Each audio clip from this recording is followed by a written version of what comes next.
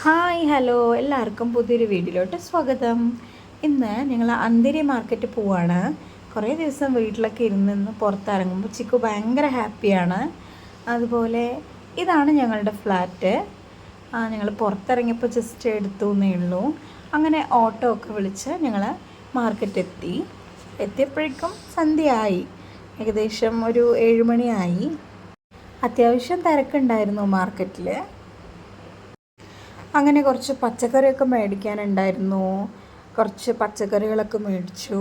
അങ്ങനെ ഒരുപാട് വെറൈറ്റി ഐറ്റംസൊക്കെ കണ്ടു. കുറേ ഗ്ലാസ്സുകൾ നല്ല ഭംഗിയുണ്ടായിരുന്നു. അതുപോലെ കുറേ കുപ്പിവള. എനിക്ക് കുപ്പിവള എന്ന് പറഞ്ഞാൽ ഭയങ്കര ഇഷ്ടമാണ്. ഞാൻ എപ്പോൾ കണ്ടാലും ഒരുപാട് മേടിക്കുന്ന ഒരാളാണ്.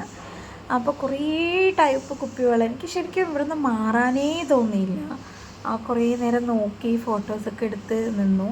അവസാനം ഇതുപോലെ ഒരു മറൂൺ ഷെയ്ഡ് ഞാൻ ചൂസ് ചെയ്ത് കുറച്ച് ബാംഗിൾസ് ഞാൻ മേടിച്ചു.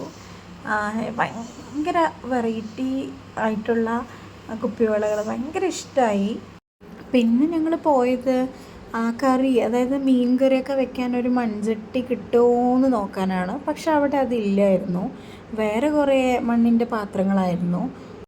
പിന്നെ കുറേ ക്ലാസ്സുകളും മറ്റുമൊക്കെ കണ്ടു. പക്ഷെ നമ്മൾ അതൊന്നും എടുത്തില്ല. നല്ല ഭംഗിയുള്ള ക്ലാസ്സുകളായിരുന്നു. വീട്ടിൽ ഓൾറെഡി ഉള്ളത് കൊണ്ട് എടുത്തില്ല. പിന്നെ കരിമ്പീൻ ജ്യൂസ് കുടിക്കാനായിട്ട് പോയി. ചിക്കു ആണെങ്കിൽ ഇതുവരെ കരിമ്പീൻ ജ്യൂസ് കുടിച്ചിട്ടില്ല. അവൾക്ക് അതിൻ്റെ ടേസ്റ്റും അറിയില്ല. അപ്പോൾ ഒരു കരിമ്പീൻ ജ്യൂസ് മേടിച്ചു കൊടുത്തു. അവൾക്ക് ഭയങ്കര ഇഷ്ടമായി. അവളത് കുടിക്കാനായിട്ട് തുടങ്ങി.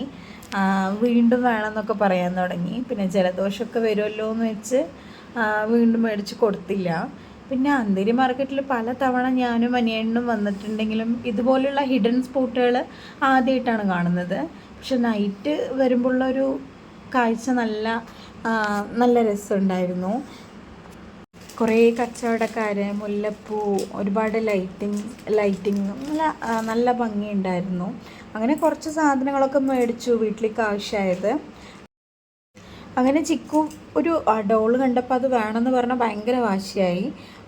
അങ്ങനെ അത് മേടിച്ചു കൊടുത്തു. പിന്നെ നമ്മൾ കുറച്ച് നേരം അവിടെ നടന്ന് വീണ്ടും ഓട്ടോയിൽ തിരിച്ച് വീട്ടിലോട്ട് വന്നു.